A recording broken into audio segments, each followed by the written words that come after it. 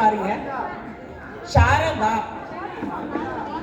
எல்லாரும் என்ன ஷார்ட்டா சாரா சாரான்னு கூப்பிட்டு பேரே இப்ப சாரதாங்கிறது போயிடுச்சு. எல்லாரும் சாரான்னு கூப்பிட ஆரம்பிச்சிட்டாங்க. ஸோ ஒரு சின்ன கன்னியாகுமரியில ஒரு சின்ன ஒரு வில்லேஜ். சின்ன வில்லேஜ்னா ரொம்ப இப்போ உள்ள வசதிகள் எதுவுமே இல்லாத ஒரு சின்ன வில்லேஜ்ல இருந்து வந்தவன் தான் நான். ஸோ அப்பா வந்து ஒரு கவர்மெண்ட் டீச்சராக இருந்தார். ஸோ கவர்மெண்ட் ஸ்கூல் பசங்கள்லாம் கவர்மெண்ட் ஸ்கூலில் தான் படிக்கணும்னு ஒரு ரூல்ஸோட என்னையும் கவர்மெண்ட் ஸ்கூலில் படிக்க வச்சார் எங்கள் அப்பா. ஸோ நான் ஒரு கவர்மெண்ட் ஸ்கூலில் படித்தேன். கவர்மெண்ட் ஸ்கூலில் தான் படித்தேன்.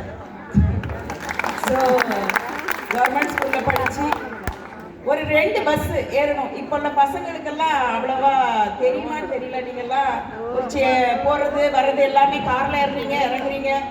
உங்களுக்கு வசதி இருக்குது, 2 வீலரில் போகிறீங்க வரீங்க. நாங்கள் ஒரு 2 பஸ் பிடிச்சி போனோம் ஒரு காலேஜுக்கு போகணுன்னா.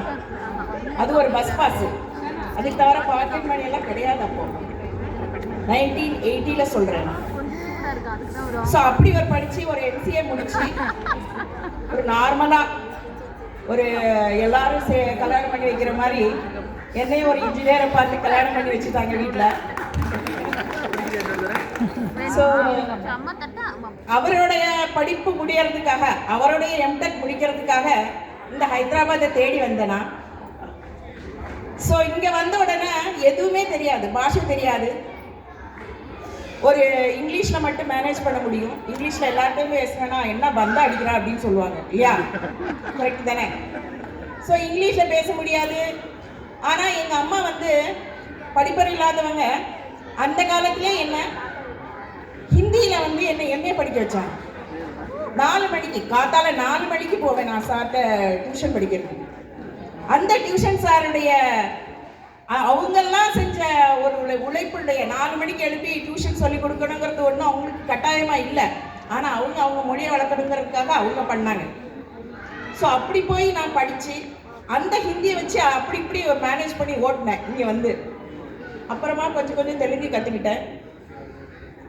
அப்புறம் என்னுடைய ஹவுஸ் ஒய்ஃபு இது நார்மலாக இருக்கிறத தாண்டி எனக்கு கொஞ்சம் சோஷியல் சர்வீஸ் ரொம்ப இன்ட்ரெஸ்ட்டு. ஃபேமிலி சப்போர்ட் எல்லாருக்குமே இருக்கும்.